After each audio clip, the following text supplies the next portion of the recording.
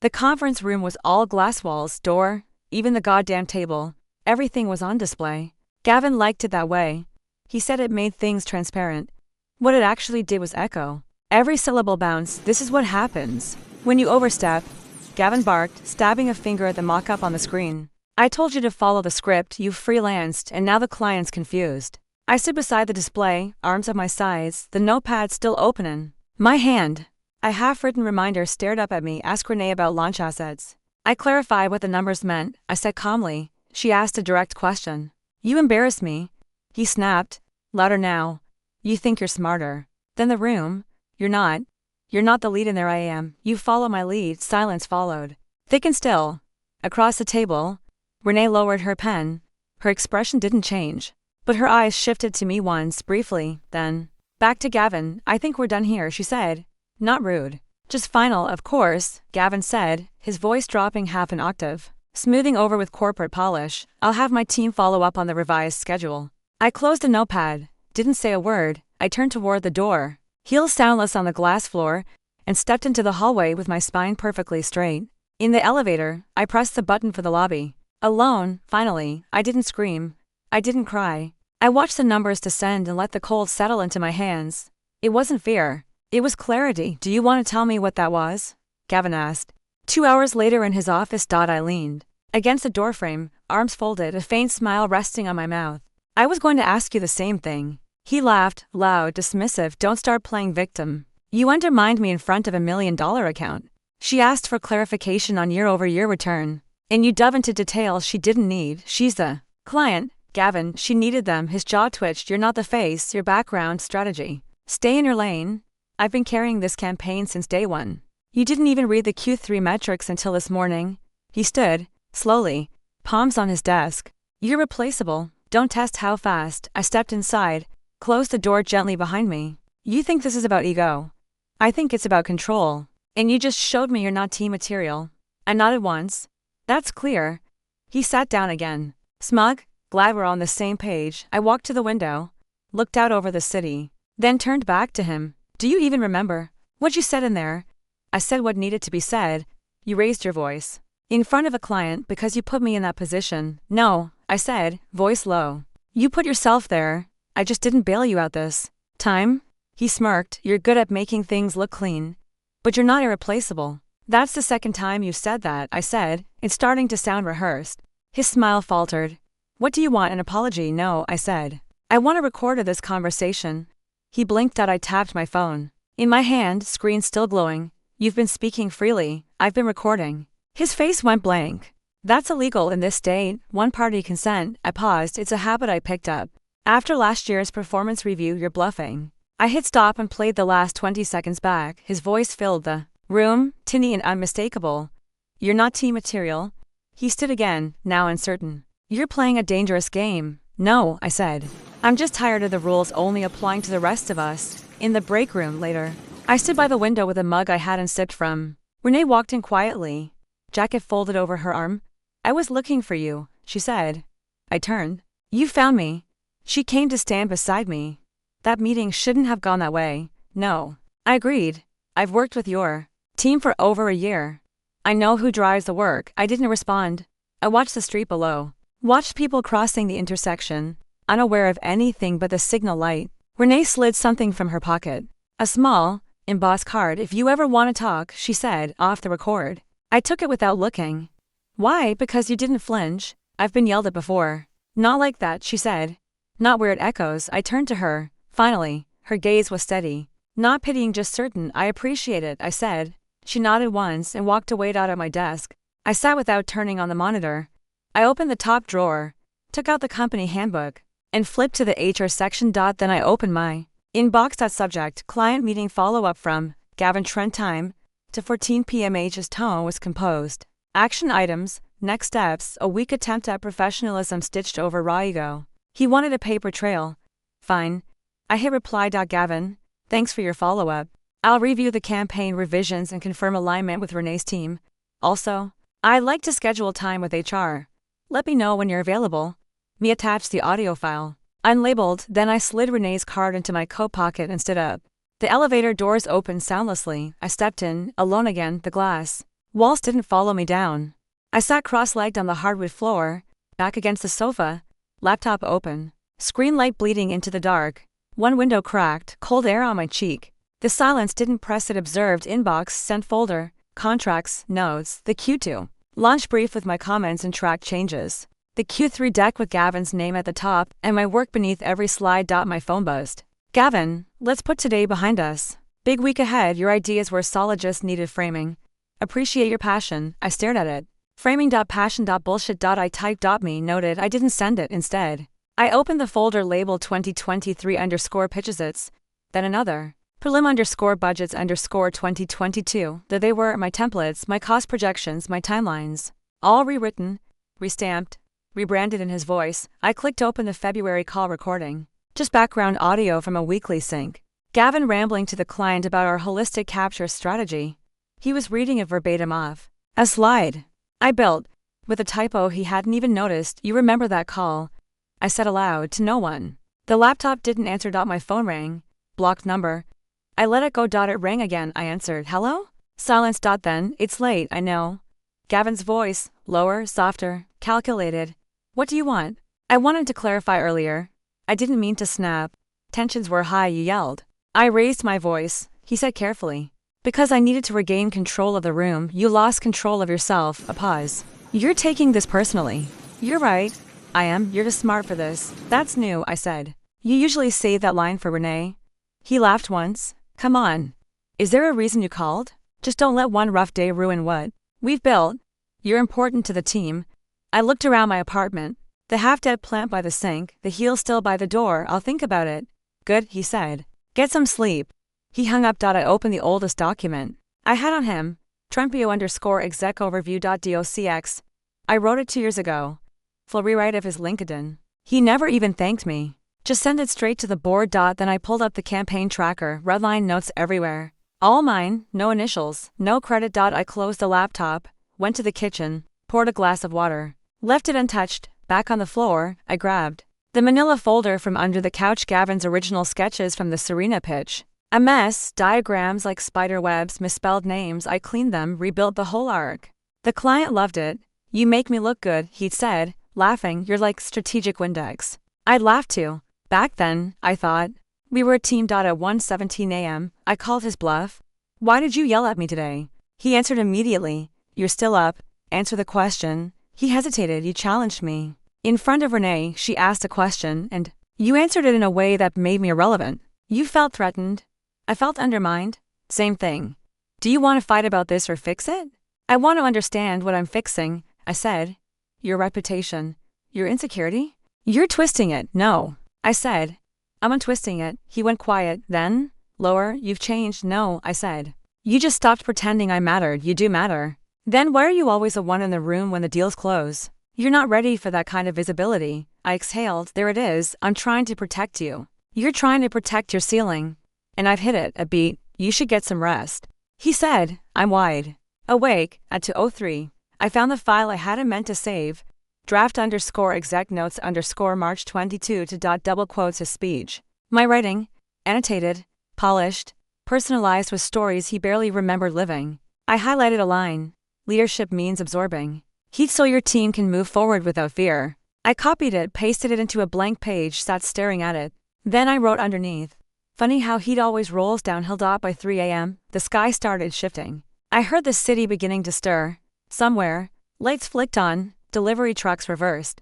Elevators started humming. I stood, stretched, closed the laptop, tucked the folder back beneath the couch. The glass in the conference room hadn't cracked. But something else had. The finance floor always smelled faintly like toner in someone's lunch. I took the stairs instead of the elevator. Carla's office had no door, just a hanging beige curtain half pulled back. She looked up when I knocked on the frame. Got a minute? I asked. She nodded, saving her spreadsheet with 3 clicks. What's wrong? I stepped inside and closed the curtain behind me. I need eyes on 3 invoices from the Serena project. Ones we reclassified last quarter. She blinked. The duplicates, exactly. She hesitated. Why? Because Gavin submitted the revised totals to legal last week. But the line items don't match what I signed off on. Carla turned her chair toward me, voice low. You think he double billed? I think he thinks no one's looking. I flagged that to him in March. And he said not to. Worry about it, that legal was fine with it? I raised an eyebrow. Did they actually approve it? She sighed. He said he'd take care of it himself. Send me the originals, I said. And your email thread. She gave a small nod. You're not going through HR. Not yet. Just verifying facts. Her fingers hovered above the keyboard. If this gets ugly. It already did. I found Elliot in the copy room, fighting with the stapler. You have a second? He dropped the staples and knocked over the toner. God, yes, please, save me from this war crime. I smiled. Remember those Q3 revisions you ran with Gavin? His face changed. Yes? Did he ever loop me in on that? I don't think so. You weren't on the email. But I was supposed to be. Yeah. You built the model. I handed him a printout. This was in the final package sent to Serena's team. Tell me what's missing. Elliot scanned it. This isn't my file. It's not mine either. His eyebrows lifted. That's not the version we closed with. Nope. He looked up. Do you think he? I don't need you to guess. I need you to find the last version you actually signed off on. The one with your timestamp. He nodded. Okay. That's on the shared drive. Want it emailed or printed? Old school. I like it. He turned back to the copier, then paused. Is this something I should be nervous about? Only if you helped him fake it. I didn't. Then you're fine. Carla's files came an hour later. She included notes, timestamps, and a quiet postscript at the bottom. He never copied you on anything after April. You disappeared from the paper trail. I highlighted the section. Then I picked up the phone. Trent, Gavin answered, clipped. I need 5 minutes. Is this about Serena? Yes, I just spoke to them. Everything's fine. Then you won't mind explaining the version control issue. A pause. What version control issue? The one where you sent a different cost structure than the one Elliot and I signed off on. Don't start this. I'm not starting anything. I'm reviewing inconsistencies. There's no inconsistency. I revised the scope. Without approval. I'm the account lead. It's within my discretion. Not for financial structure. That's co-signed. Don't go lawyer on me. I'm going accurate on you, I said. Big difference. You've been on edge all week. Maybe take a breath before you make something out of nothing. You rerouted budget line items and erased signatures. They were drafts. You labeled them final. You're reading too much into it, maybe. But I'll let legal decide. His tone shifted. You're really doing this? You already did. 2 hours later, Elliot knocked gently on my door and shut it behind him. I checked the shared drive. He said, the version they sent out was edited after I locked it. My name was stripped from the metadata, timestamp, logged. At 2:14 a.m. night before the client call. Yeah. I looked up. You're sure? I cross-checked the folder permissions. Only 2 people accessed it after mine, Gavin and IT. You think IT helped? No. More likely he asked for access. Might have said it was urgent. I leaned back. He knew exactly what he was doing. I kept the audit trail, Elliot said. Want it?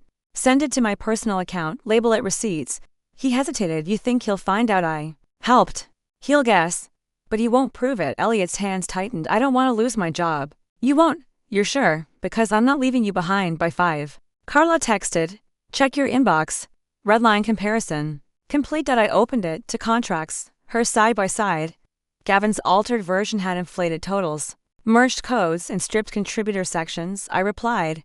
Do you want to be anonymous in this? She answered. I want the truth on record.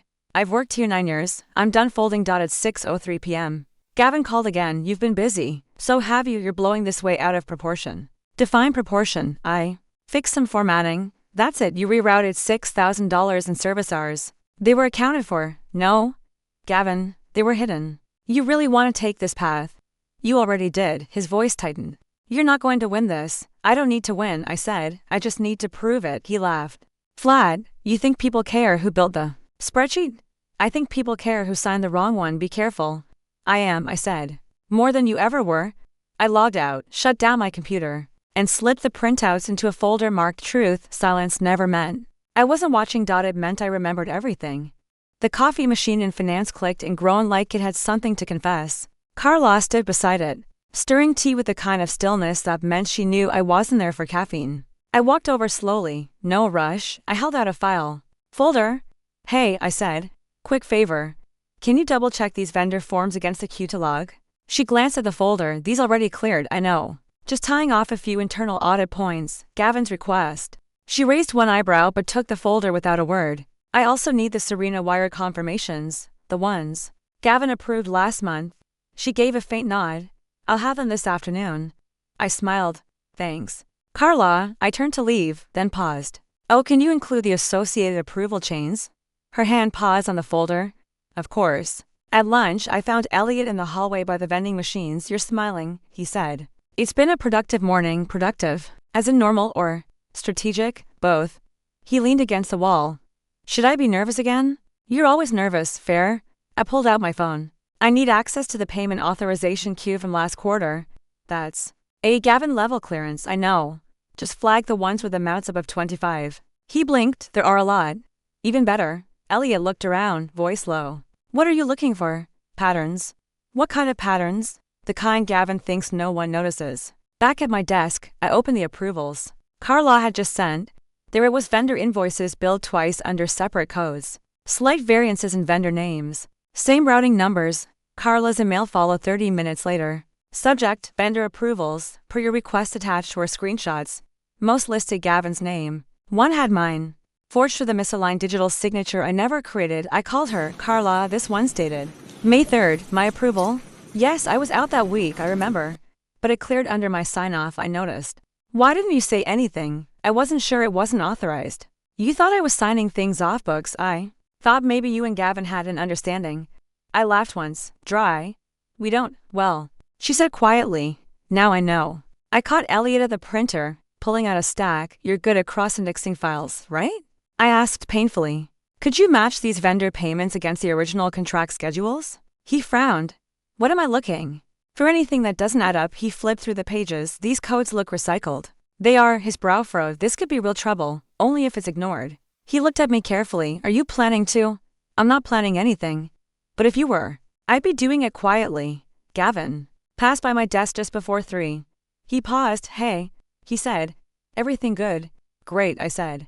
Just reviewing vendor reconciliations. He raised an eyebrow. That's Carla's lane, I know. Just cross-checking for budget. Consistency. You're not in finance. No, I said, smiling. Just being thorough. His jaw tightened. Is this about last week? I wouldn't connect it to anything. You've got a lot on your plate. Don't overextend, I like. Understanding where our money goes. Then you should have joined accounting. I held his gaze. Maybe I should have. He walked away. An hour later, Elliot slid into the seat beside me, voice low. I matched 27 duplicate entries. How many cleared? 18. All under Gavin. Every one amounts between 2 and 6,000. I nodded. What about approval names? 9 under yours. All time-stamped while you were OOO. Forgery. Elliot swallowed. This is serious. Yes, what are you going to do? I didn't answer. I just closed the file. Carla appeared at my desk near 5. Got a minute? I nodded. She set down another file. Found more inconsistencies. Vendor names abbreviated differently. Same tax ID. Same account number. Yep. I flipped through it. It's a shell. Looks that way. She hesitated. I've ignored things before. Rationalized them. You're not the only one. This feels bigger. It is. Carla leaned in. If you go to legal, I'll back you. I want that on record. Thank you. She nodded once. Firm. Just don't let him bury it. At 5:42, I sent Gavin a calendar invite. Subject, internal alignment, vendor trail 15 minutes time, 9 o'clock .m. Location, confirm BNO details. Just silence wrapped in routine. He accepted it 3 minutes later. The trap didn't need bait. Only timing. The card was still in my coat pocket. Ivory, textured. Edges beveled like something custom cut. I ran my thumb across her name again. Renee Cho? VP Brand Strategy. No logo, just precision. I called the number at 8:31 a.m. She picked up before the second ring. This is Renee. It's me, I said. From the echo chamber, a pause. Then, took you long enough. I wasn't sure if the offer was real. It was. Still is. Where are you? We met in a quiet cafe downtown. The kind with wood tables and cups too small for their saucers. She was already there. Phone turned face down. Coat folded neatly beside her. No laptop. I don't have much time, she said. But she didn't check her watch. Neither do I. We sat. She stirred her tea once, then looked at me. You want to tell me why you called? You gave me your card. I give out lots of cards. You gave me yours under the table, I said. While your boss and mine were pretending not to hate each other. Fair? I folded my hands. I think you already know there's a problem. She didn't answer right away. Then, I suspected. But I'm not inside your walls. I am, and he's been doctoring numbers, repurposing budgets, cutting co-signers out of the loop. Names mine, Carla's, a junior analyst named Elliot. You have proof. I do. Why? Come to me. You've been watching him longer than I have. Renee tilted her head. You sure about that? You noticed things in that meeting? The way he talked over me. The way I didn't react, I noticed a lot. I leaned in. And I think you've seen enough to be tired of it, her gaze sharpened. You think I'm going to blow up a multi-million-dollar contract over office politics? I think you've been looking for a reason. She smiled without warmth. You don't ask, do you? I observe. I've had to stay quiet to keep my seat at the table, she said. You think I enjoy watching him fumble through strategy meetings, and then take credit? When we course correct, no. You think I haven't seen him swap decks last minute because he didn't understand the flow? No, he has. I've worked with your firm for 3 years, she said. And in all that time, the person who makes my job easier was never Gavin. I'm not asking you to pick sides, I said. Double quotes, yes, you are. I didn't deny it. She leaned back, tapping one nail against her cup. What do you want? Meeting? Private? No, Gavin, you want me to go over his head? I want a candid conversation. About continuity. About where this account actually lives. She studied me. What's your play? Truth. Quietly, strategically, Renee. Cross her arms. If I agree and it gets out, it won't. If it does, we both lose. Not if the exit is clean. She raised an eyebrow. Exit. I met her eyes. You gave me your card. I'm giving you a choice. When she spoke again, her voice was quieter. You know how rare it is to get a call like this? From someone who actually built the work. I didn't do it for credit, exactly. That's why you're dangerous. Dangerous? To the ones who pretend they did. Renee reached into her bag, pulled out a notebook, flipped it open. 3 months ago, Gavin sent us a revised spend breakdown. It didn't match your Q1 pacing report. It didn't match it because I didn't write it. I thought so. She tapped the page. And this line item, $6,000 to $100 for external branding support, never existed. She looked up. Then where did it go? I have a guess. Proof. Enough to start a conversation. Renee smiled again. This time it reached her eyes. You're not what he told us you were. What did he say? That you're brilliant but green. Not quite ready for prime time. I nodded. Of course, and yet, she said, you're the one sitting here outside. The light had shifted. Street noise hummed just beyond the glass. Renee stood. Send me what you have.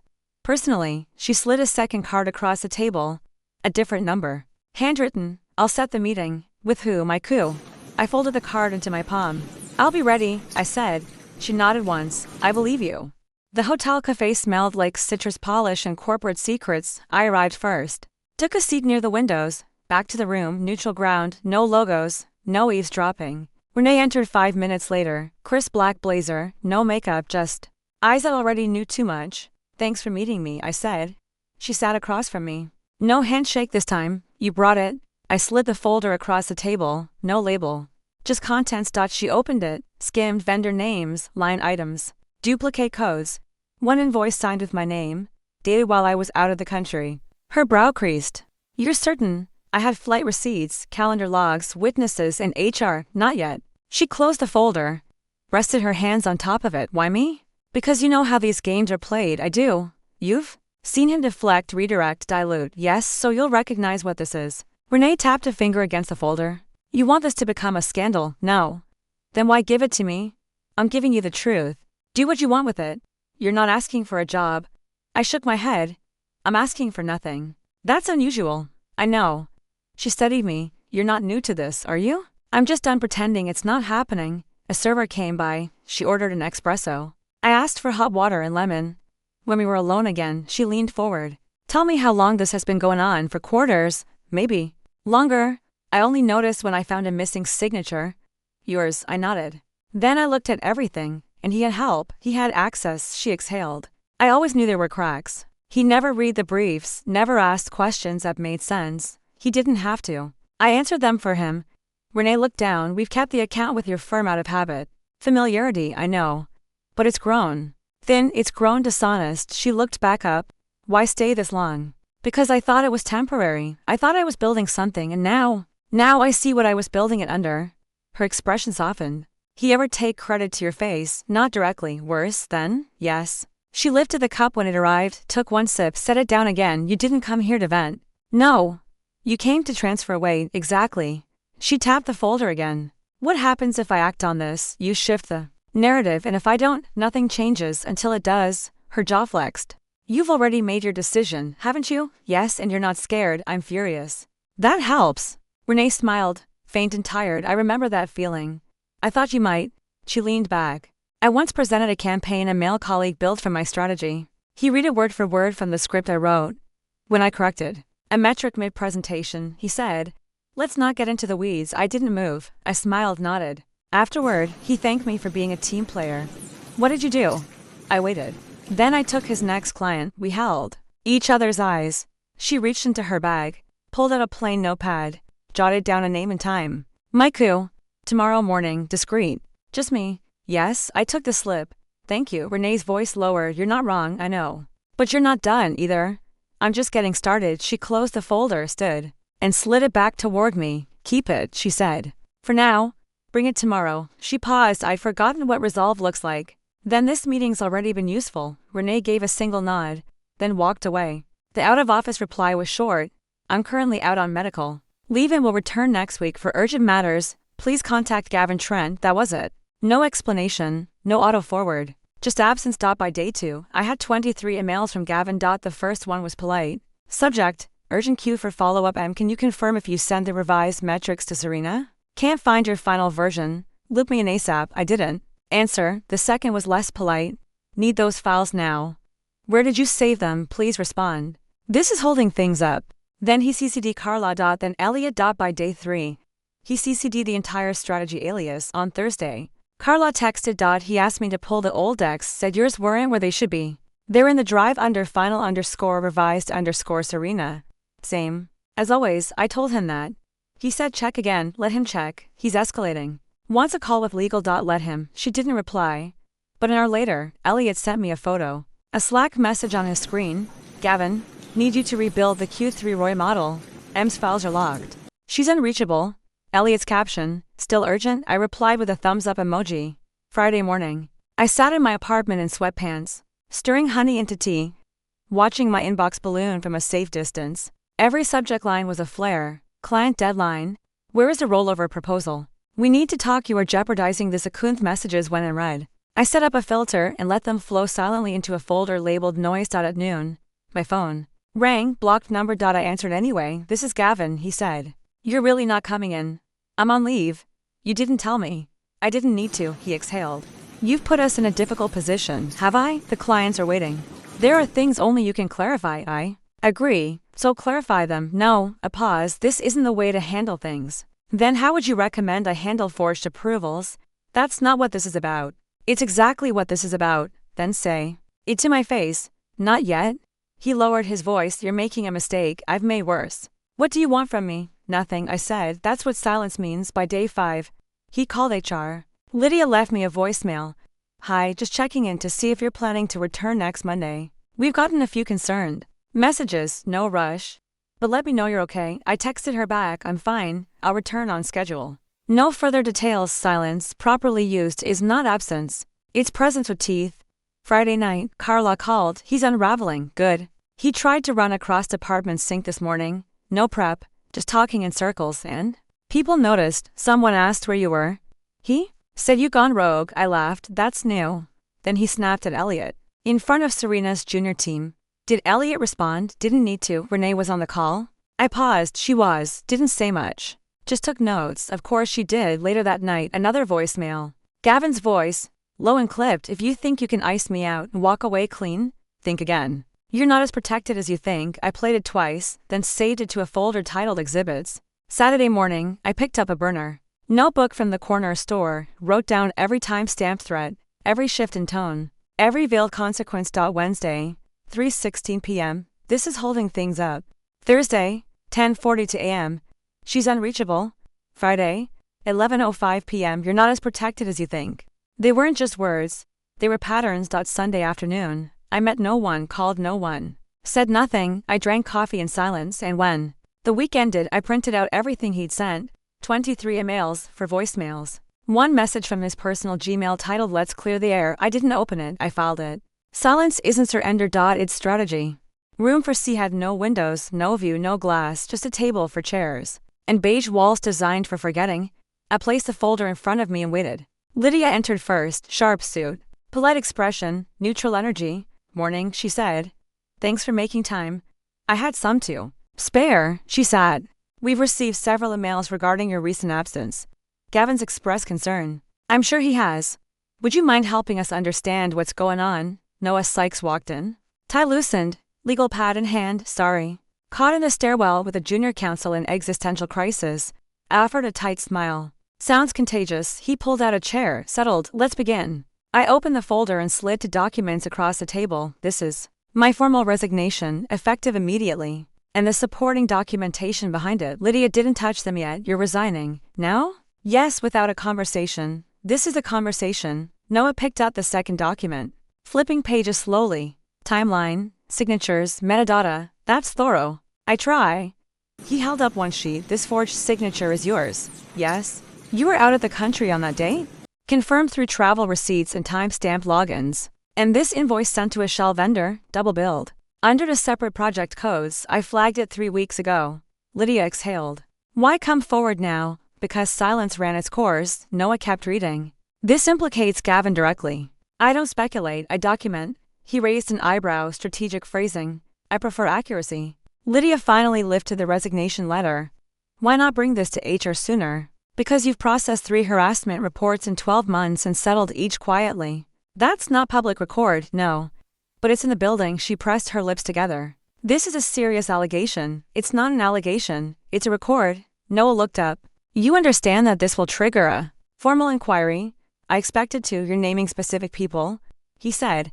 Is anyone else aware? To colleagues, independently, they'll confirm what they witnessed. He tapped the folder. You've copied this to legal? Yes, and your ethics hotline as protocol. Lydia's voice softened. Are you sure you want to do this? I wouldn't be here if I wasn't. This will follow you. So will silence. Noah leaned back. And what are you asking? For in return, nothing. No severance, no negotiation, no gag clause. I said, no settlement. I'm not selling the truth. They both went quiet. Noah finally nodded. You understand this puts us in a complex position. I'm aware. You're smart. He said. You could have leveraged this differently. I'm not here to leverage. I'm here to leave. Lydia folded her hands. We'll need time to verify. You have everything you need. We'll need to notify Gavin. You should, I said, before he finds out from the client. Noah's eyes sharpened. You've already spoken to them. I didn't need to. They spoke to me. He sat forward. Are they pulling the account? I don't know. But they know the truth. I didn't answer. He closed the folder slowly. All right. Lydia cleared her throat. Do you want a formal exit interview? I stood. That was it? And I left. My phone rang at 7:42 a.m. Renee's name on the screen. No subject line. No warning. Hello? We've decided to pull the account, she said. I didn't speak. We've been reviewing internal reports since Monday. Finance flagged irregularities that matched your documentation. When did you decide? Last night. After legal finished their call with your firm. Are they fighting it? Of course. But they're not winning. I exhaled. So what happens? Next, we're appointing a transition team. 3 weeks to unwind contracts, protect continuity, move the data securely. Okay. I want you to lead it. My fingers curled around the mug on my desk, still full, still hot. Renee, this isn't charity. She cut in. This is structure, strategy. You build the campaigns. You understand the product. You know the market. I'm not tied to a firm anymore. Exactly why I'm calling you directly. I sat back. They'll accuse you of breach. They can try. But we've consulted legal. We're in scope. This is client-directed. Transition, not poaching. And you're sure? You gave us everything we needed to make an informed decision. We've made it. I stared at the wall. Beige blank. I don't want this to look like revenge. It won't, she said.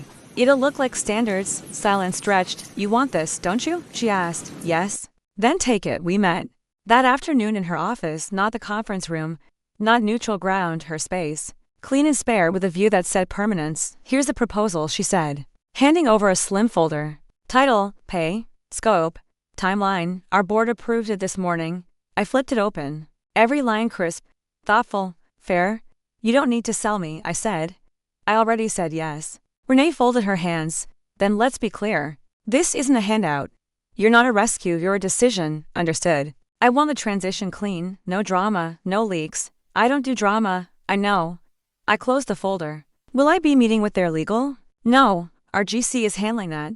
Gavin, removed from the process. I looked up already. He stepped down from account oversight this morning. Voluntarily, she shrugged. He said it was time to refocus. I smiled once. Good timing. She leaned forward. I wasn't surprised by your report, you know. But I was impressed by how you handled it. I didn't yell. No, she said. You documented on the way out. She walked with me to the elevator. You'll start Monday, she said. We'll announce it internally then. Any pushback? Some? From your team? from people who don't like being shown what competence looks like. The elevator dinged. Door slid open. Get some rest, she added. Next week we build. I stepped inside. Renee. I said. She turned. Thank you. She gave a short nod. No.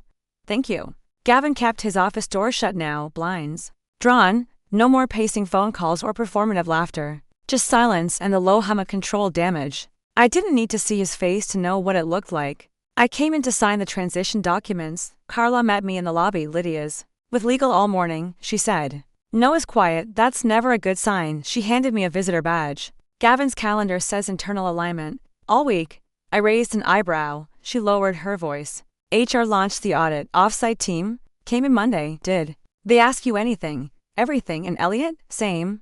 He told them everything he gave me. Everything he saw. They asked if he'd ever felt pressured. He had. She gave a tight nod. I told them about the signatures. The invoices. What did they say? That they'd seen enough on my way out. I saw Elliot by the copier. He looked up, startled, then smiled quickly. Hey. Didn't know you were stopping by. Just here for paperwork. He stepped into the hallway with me. HR talked to me Monday and yesterday. How'd it go? They were calm. I gave them my files, my screenshots. The timeline. You did the right thing. Still feels weird. You didn't burn anything, Elliot. You illuminated it. He glanced toward the glass wall of Gavin's office. They say he might be suspended. They say that. He shrugged. It's the whisper. I'm not surprised. Elliot's voice dropped. I saved one last email. The one where he asked me to strip your name from the deck. You still have it. He nodded. Didn't feel right deleting it. You're learning. I had a good teacher. I smiled. Carla found me again by the elevators. Renee sent a gift basket, she said, to the strategy floor. Congratulated us on the seamless handoff. Subtle, she has taste. We stood in silence. You okay? I asked. Honestly, she said. Yes. I think maybe I am. Good. I didn't expect to feel relieved. You told the truth. That counts. She glanced toward the corner office. You know he had the glass put in himself. Of course he did. Thought it made him look powerful. I hit the elevator button. Now it just makes him visible. The doors opened. I stepped inside. Take care of Elliot. I said. We're already on it. She smiled. You set the current and then the doors closed. I didn't expect to feel anything. But on the train ride home, somewhere between Midtown and the river, it hit quietly. Not rage, not relief. Grief. Not for him. For the years, the late nights, the early mornings, the loyalty I treated like currency, thinking it would pay dividends, thinking I was building equity in something I didn't own. I stared out the window as city blur gave way to water. My phone buzzed. Unknown number, I answered. Double quotes. Hey, Elliot said, just wanted to let you know. They removed Gavin's name from the account system this morning. Already, HR didn't wait. His badge was disabled. Carla said. He didn't speak, just packed and left. I nodded to no one. You okay? I thought I'd feel victorious. But I just feel kind of quiet. That's normal. It's weird. It's clarity. He paused. I'm sorry you had to carry it so long. You helped more than you know. You think they'll replace him? They always do. He hesitated. I hope they don't forget who really built it. They won't, I said. You won't. At home. I opened the drawer where I used to keep project notebooks, color-coded, indexed, controlled. I pulled them all out. Every campaign, every deck, every careful outline that bore someone else's initials at the finish line. I stacked them on the floor. Then I sat down next to them. My phone buzzed again. From Carla. Dinner sometime? Just no glass walls. I smiled. Reply. You bring the wine, I'll bring the silence. Grief isn't loud. It's not even sad. It's just a clean break between what I believed and what I know now. And I let it teach me without bitterness, without noise, just enough to see what I gave and what I reclaimed. The new office smells like cedar and ink. No glass walls. Just clean lines, soft light, and windows that don't mirror back anything but sky. Elliot knocked twice, then stepped in. You're 10A? M moved to 11, he said, also. They sent croissants, real ones or catering tray frauds, flaky. Buttered. French, acceptable. He lingered. You good? I'm steady. He grinned. You always were. Carla arrived an hour later, holding mock-ups and espresso. Renee signed off, she said. No edits. Even on the headline, she circled it, wrote finally. I leaned back, print it, done. We stood at the window a moment. I forget what silence sounds like, Carla said. Not absence, I said. Balance. She glanced at the shelves, neat rows. No trophies. You didn't hang any awards. Not yet. Saving the wall. Leaving it honest. At noon, Renee called. Just checking in, she said. Any regrets? None. Team looks strong. They are. You look different. I feel different. I'm glad. She said, "It's rare doing it your way. It shouldn't be." "No," Renee said. "But now it's possible." When the office emptied out that evening, I stayed behind, walked barefoot across polished floors, turned off every light. My self-doubt there was no glass, no echoes, only the quiet and what I built inside it.